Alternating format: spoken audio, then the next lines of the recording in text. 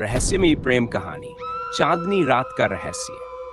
गहरे जंगल के किनारे बसा एक छोटा सा गांव था जहां एक पुरानी हवेली वीरान पड़ी थी।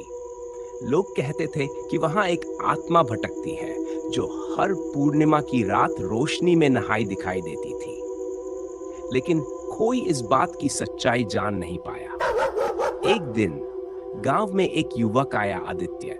वह लेखक था और रहस्यमयी कहानियां लिखता था। जब उसने हवेली की कहानियां सुनी तो उसे वहां जाने की तीव्र इच्छा हुई। गांव वालों ने उसे रोकने की कोशिश की, लेकिन उसकी जिज्ञासा इतनी प्रबल थी कि वह आधी रात को ही हवेली की ओर निकल पड़ा। हवेली के दरवाजे खटखटाने लगे, जैसे कोई हवा में कुछ फुसफुसा रहा हो। अचानक एक धीमी आवाज सुनाई दी, तुम आ गए। आदित्य ठिठक गया। उसने चारों ओर देखा, पर कोई नहीं था।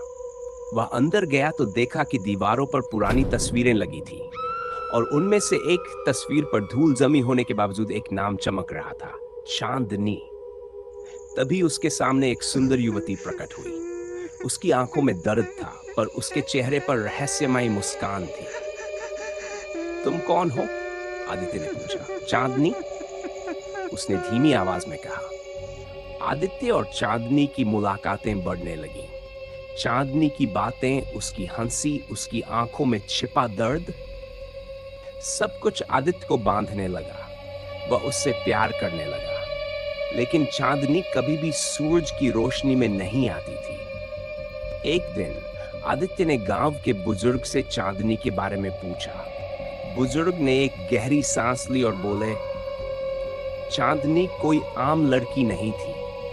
वह इस हवेली के राजा की बेटी थी। लेकिन एक दिन उसके प्रेमी की हत्या कर दी गई और चांदनी ने खुद को इस हवेली में कैद कर लिया।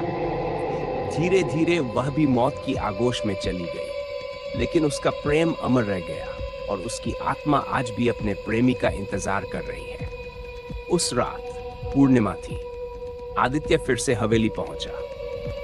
चांदनी, मैं तुम्हें मुक्त करना चाहता हूं, आदित्य ने कहा। चांदनी की आंखों में आंसू थे। अगर तुम सच में मुझसे प्रेम करते हो तो मेरे साथ आओ।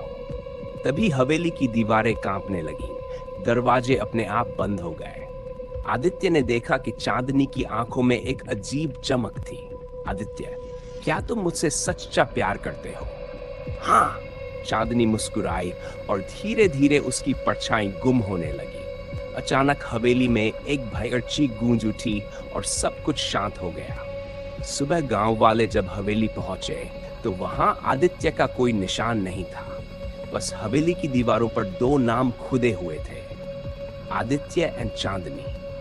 कुछ कहते हैं कि आदित्य और चांदनी का प्यार अमर हो गया और हर पूर्णिमा की रात हवेली से उनकी हंसी गूंजती है।